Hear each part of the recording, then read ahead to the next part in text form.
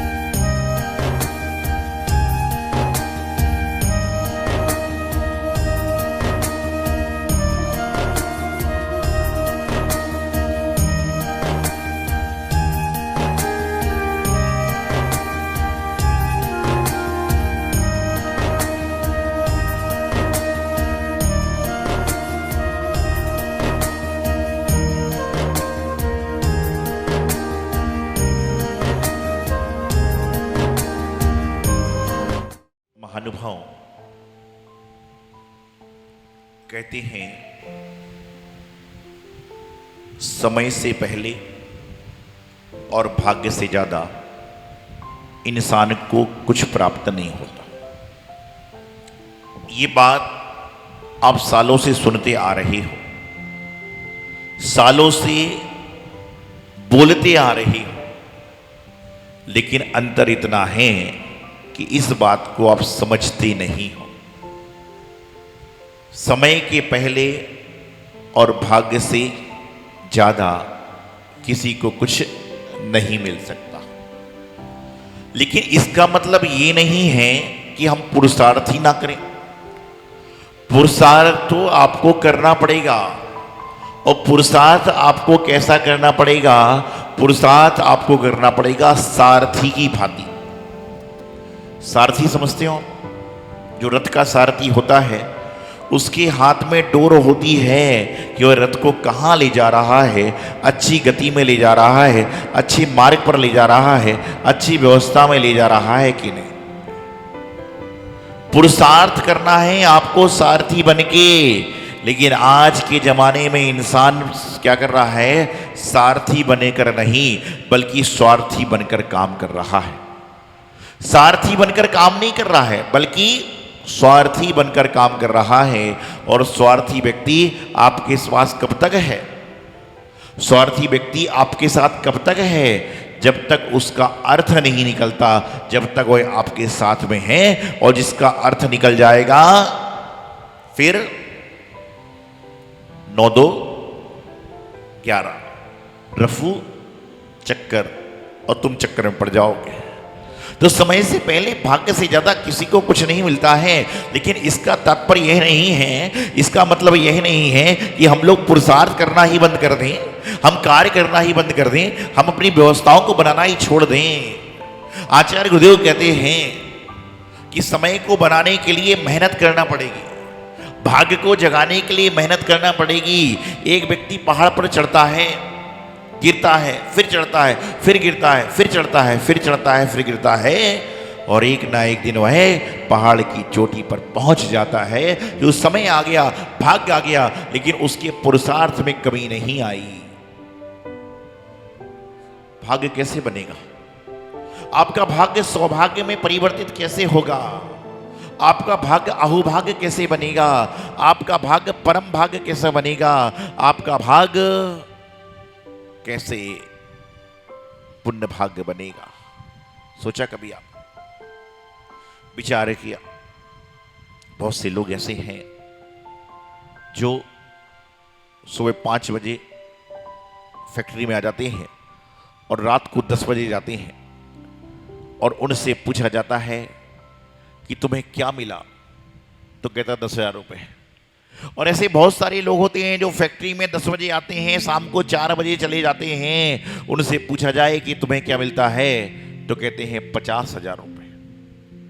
सोचने वाली, विचार करने वाली बात है कि एक इंसान 10 बजे आता है और 4 बजे जाता है, 4-5 चेकों पर साइन करता है, उसको 50,000 रुपये मिल रहे हैं। और एक इंसान सुबह 5 बजे आता है, रात को 10 बजे जाता है, उसको 10,000 रुपये मिल रहे हैं। काम ज़्यादा कर रहा है, उठापटक कर रहा है, लेकिन अंतर इतना है कि उसका भाग्य मजबूत नहीं है, उसका कर्म मजबूत नहीं है। भाग्य मजबूत होता तो आज वह भी क्या होता, बड़ी गद्दी पर बैठा होता। लेकिन भाग्य को मजबूत बनाने के लिए उसको मेहनत करना पड़ेगी, पुरुषार्थ करना पड़ेगा, अच्छे कार्य करना पड़ेंगे। कुछ वस्तुएं आपको इस जन्म के पुण्य से मिलती हैं और कुछ वस्तुएं आपको पिछले जन्म से मिलती हैं। आप लोग कहते ना कि मेरे पिछले जन्म के अच्छे कर्म मुझे जैनी कुल पर आए मिली। बोलते हो कि नहीं बोलते आप लोग कि मेरे पिछले जन्म के अच्छे कर्म मुझे जैनी कुल पर आए मिली। और जैनी कुल में पर्याय मिलने के बाद आपका जैन कुल में जन्म लेना सार्थक नहीं है। जैन कुल में जन्म लेने के बाद देव शास्त्र गुरु का समागम मिलेगा तो आपका जैन कुल में जन्म लेना सार्थक होगा। आप इतने सारे लोग बैठे हो, आप लोग आस्तिक हैं कि नास्तिक हैं? आप सभी लोग आस्तिक हैं कि नास्तिक हैं, बताइए मुझे। कई लोगों को पता नहीं आस्तिक क्या होता है, नास्तिक क्या होता है। मैं पूछ रहा हूं इतने सैकड़ों लोगों में से आस्तिक कितने लोग हैं और नास्तिक कितने लोग हैं? तो कहते हैं जिनका माथा देव शास्त्र गुरु के चरणों में झुकता है वह व्यक्ति सच्चे मन से आस्तिक हुआ करता है, भव्य हुआ करता है, भव्यात्मा हुआ करता है। तो आप लोग आस्तिक हैं कि नहीं? देव शास्त्र गुरु के चरणों में जिनका माथा झुकता है वह आस्तिक हैं। और नास्तिक कौन है? जिसकी आस्था, जिसका विश्वास, जिसकी आस्था जो है वह प्रभु पर नहीं है बल्कि नास्ते पर है। जिसकी आस्था नास्ते पर है वह नास्तिक है और जिसकी आस्था गुरुवाणी पर है वह आस्तिक है। तो समय से पहले और भाग्य से ज्यादा किसी को कुछ मिलता नहीं है। एक बार एक बहुत बड़े डॉक्टर, जिनसे मिलने के लिए लोग 1-1 साल का वेट करते थे, एक बहुत बड़े सेमिनार में जा रहे थे और सेमिनार में उनको सुनने के लिए बहुत सारे लोग आए। फ्लाइट पर बैठे, एरोप्लेन में बैठे, प्लेन थोड़ी आगे चली, अचानक मौसम खराब हो गया। और जब मौसम खराब होता है तो क्या होता है, प्लेन को कहीं ना कहीं लैंडिंग करना ही पड़ता है। मौसम खराब हो गया, आंधी तूफान आ गई, बारिश आ गई, बिजली कड़कने लगी। जो प्लेन का चालक था उसने कहा कि प्लेन को लैंड करना पड़ेगा। तो डॉक्टर ने कहा कि मुझे तो उस जगह पर पहुंचना है, 1 घंटे का समय रह गया है, मैं क्या करूं? तो किसी ने बताया कि आप कोई गाड़ी पकड़कर चले जाओ, आप टाइम पे पहुंच सकते हो। वह गाड़ी वाला चला, गाड़ी पर लेकर चला, इतने में वह रास्ता भटक गया। इतनी आंधी तूफान बिजली चमक रही थी, वह रास्ता भटक गया, उसकी गाड़ी का ब्रेक फेल हो गया। तूफान आंधी इतनी थी कि कुछ भी उड़ जाए। उतने में जंगल में आंधी तूफान में ब्रेक फेल हो गया और ब्रेक फेल होने के बाद में गाड़ी आगे नहीं बढ़ रही। करें तो क्या करें, गाड़ी पानी से भीगने लग गई, क्या करें क्या ना करें। इतने में ड्राइवर ने कहा, सर आप बुरा ना मानो तो आपको जो कहीं भी साधन मिले उस साधन में जाकर छुप जाओ, पता नहीं बारिश कब बंद होगी। एक झोपड़ी दिखी, वह बहुत बड़ा डॉक्टर झोपड़ी के बाहर जाकर खड़ा हो गया। बारिश फिर भी आ रही थी।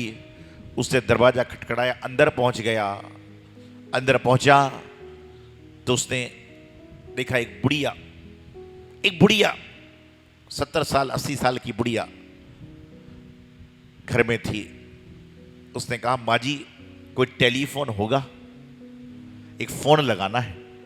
तो बुढ़िया ने हंसकर कहा कि मेरे पास तो ना टेलीफोन है, ना मेरे पास में बत्ती है, मैं तो इस दिए से अपना काम चलाती हूँ। लेकिन आप आ गए हो तो मेरे घर में गंगा जल है, मैं आपको गंगा जल पीने को देती हूँ। मेरे घर में फल फूल हैं, मैं अब खाने को देती हूँ, आप उससे भूख को क्षुधा को मिटा लीजिए।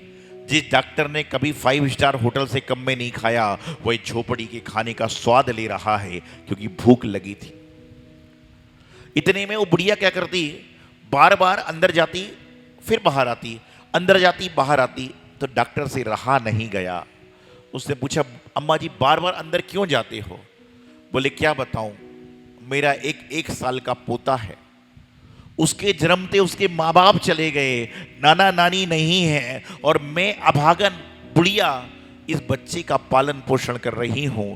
इस बच्चे को एक जन्म से ही बीमारी है और उस बीमारी का इलाज एक ही डॉक्टर कर सकता है, लेकिन मैंने सुना है कि उस डॉक्टर की फीस बहुत सारी है।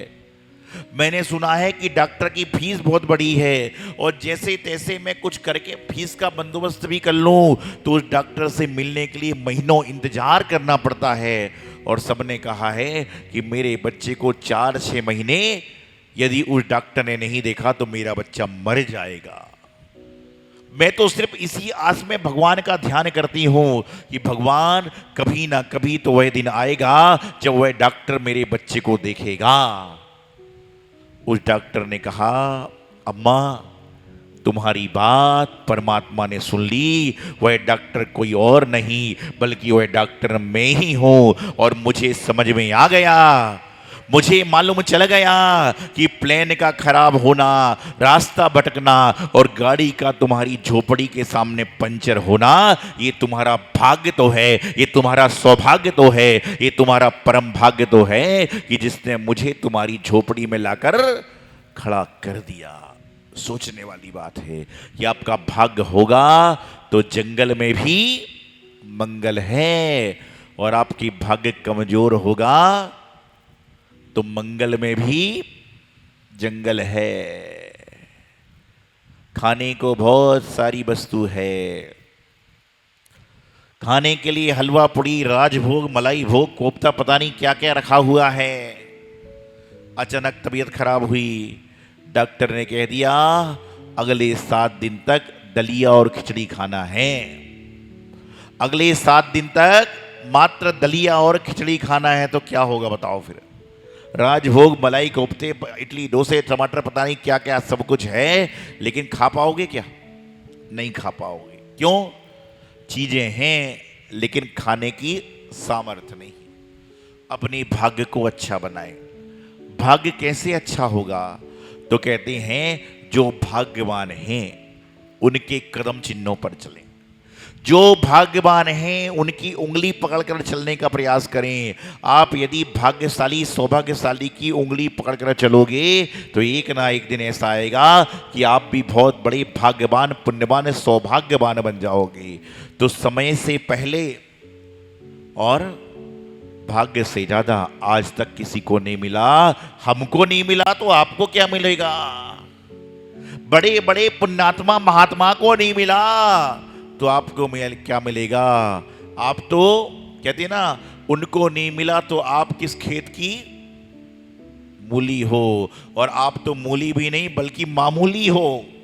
मूली तो कहीं ना कहीं बिकने के काम में आती है, तुम तो मूली भी नहीं बल्कि मामूली हो।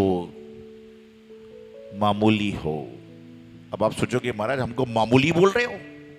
अरे मामूली हो इसलिए तो आपका सिर कहीं ना कहीं झुक जाता है, और मूली होते तो ऊपर से काट दिया जाता और खाने के काम में रहता। मामूली हो तो कहीं पर भी एडजस्ट हो सकते हो।